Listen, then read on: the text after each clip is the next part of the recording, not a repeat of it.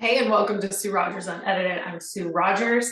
Today, I want to share a little bit more about sugar. I'm sure I have talked about sugar on here before, but I'm going to give you some other reference as to why at any point sugar was seemed like it was a good idea, when really it's always been a bad idea in the quantities that it has been consumed. So for reference, 25 grams a day, anywhere from 25 to 35 grams a day is the recommendation of sugar for adults. And really, it's not, I don't know if that's even necessary. Sugar outside of naturally occurring in fruit for most people is not going to be necessary. Sugar is not a nutrient. Refined sugar is not a nutrient needed. If you're having some honey on something, if you're eating fruit, the natural sugars found in milk, specifically if you're going to have milk go raw. This is not what I'm talking about. I'm talking about the sugar that's in cookies and candy bars and all the bullshit. That sugar. So 25 grams, let's say, is the recommended daily amount for an adult. The average American, and this may be dated, so this might even be more than the statistic that I have, but the average American consumes 82 grams of sugar in a day. 82, when the recommendation is maybe 30. Let's take the average of 25 to 35 and say 30. You guys, that's an insane amount of sugar.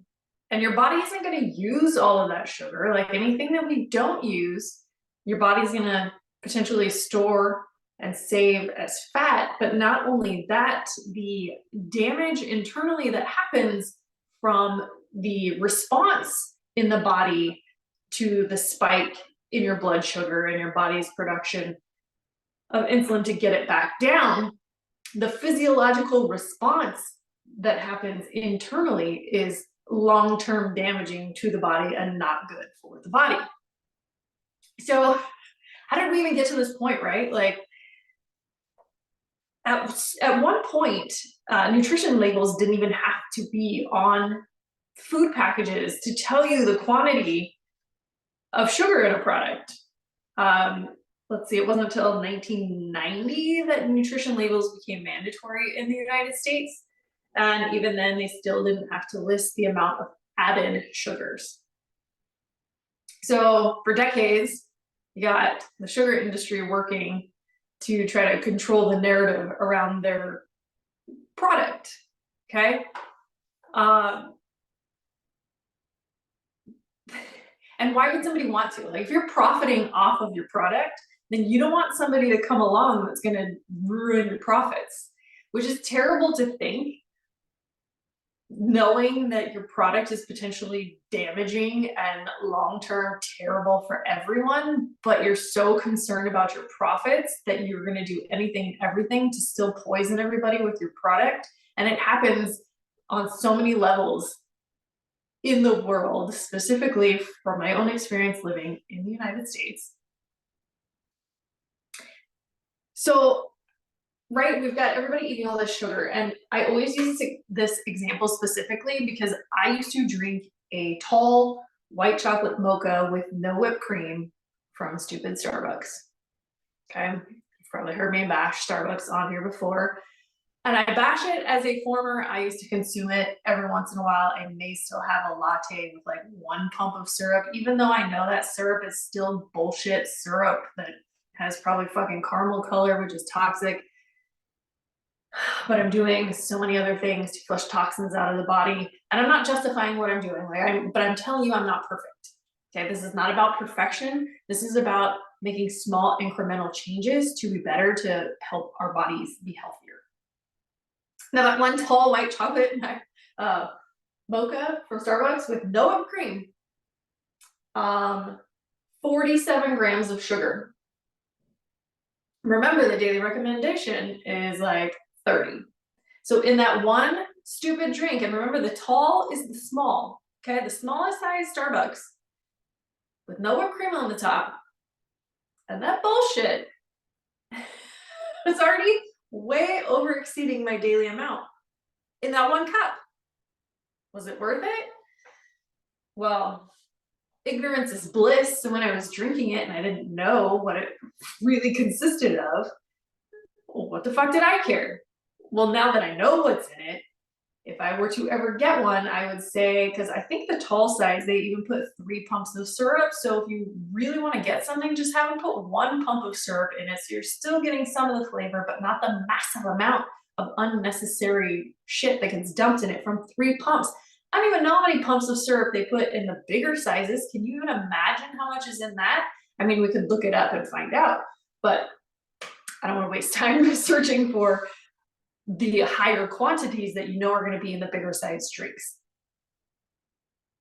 Make smarter choices. Educate yourself so that you can make smarter choices.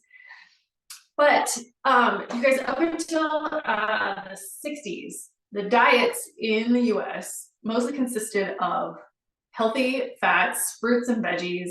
Sugar was seen as a treat, but not like consumed how it is now. Like, we don't need dessert after every meal. You don't need to drink a soda and have dessert. You don't need to drink a soda and eat a giant bag of candy. Like, I can just picture what's happening inside the body. And these are things, again, I'm not judging, because I would go to the movies as a kid and have a soda and a freaking bag of candy. Like, I'm guilty of it too. I'm with you. I'm with you, okay? I'm not judging. I never talk about anything that I haven't done myself, because I'm not here to preach and judge at anyone.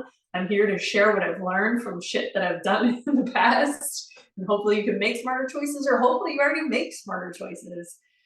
And if not, we can make them together. But since the low-fat, high in grain and sugar diet started really happening in the United States, like, if you live here, you can just look around and see what's happening. It is not good. Like, over 40%, I think the latest stat I just saw is over 40% of adults in the US are obese. Obese, you guys. Like, being obese puts so much extra pressure for your heart to pump blood to all of the blood vessels in the body that are fueling your fat cells. It's taxing your heart, and so much of your insides are working so much harder to maintain all of that extra weight. Being underweight is extremely unhealthy too, and terrible for you. You want to find the nice, like, good range to be in, but 40% of adults are obese.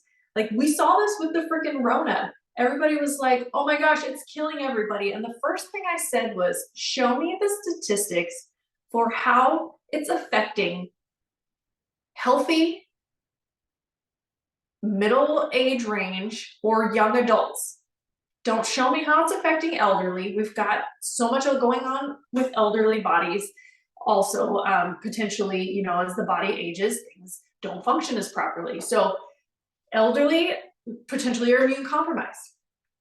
If you're obese, you are immune compromised. So when they're saying, oh, all these people are getting so sick and dying, and then it came out that those people that were getting hit the worst with illness were people who were obese or elderly or immune compromised. Well, no fucking shit. Like, your immune system is compromised when you're obese as well. And I'm not saying this to be mean, it's just a fact, because the body's having to do so much more work the more weight that is on the body. So you want to be in a healthy range, okay? And knowledge is key with this, you guys. You have to know what's in your food to be able to make smarter choices, to be able to fuel your body better, to help lower the rate of obesity, and just get your body into a place where you feel good, because we should all freaking feel good in our bodies.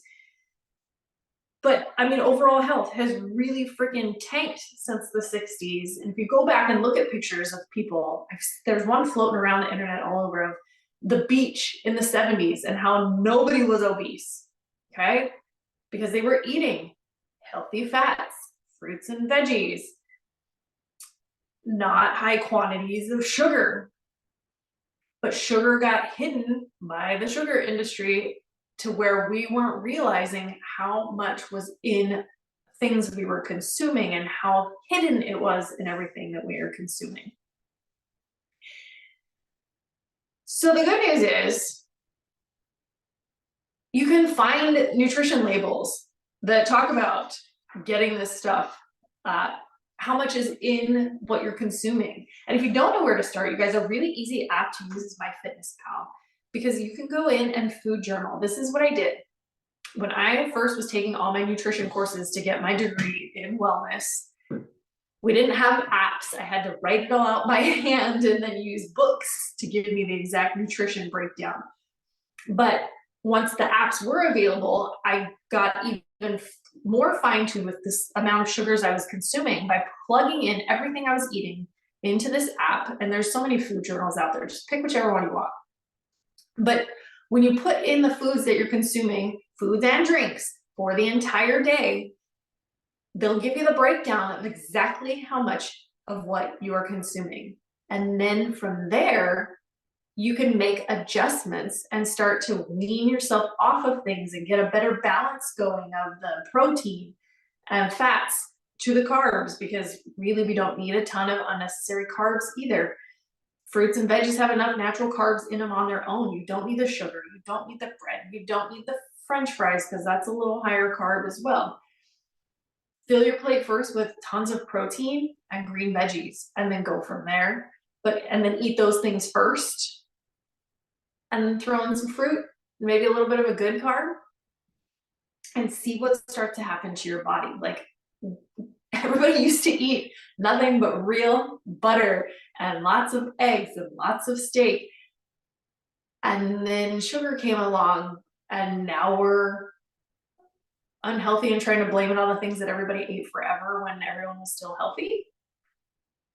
I mean, there's nuances to everything. So I'm not saying that was perfect health before and the worst health ever now. But you guys, there are trends, and it's obvious as to when you just look around at the general population as to how many people look unhealthy now.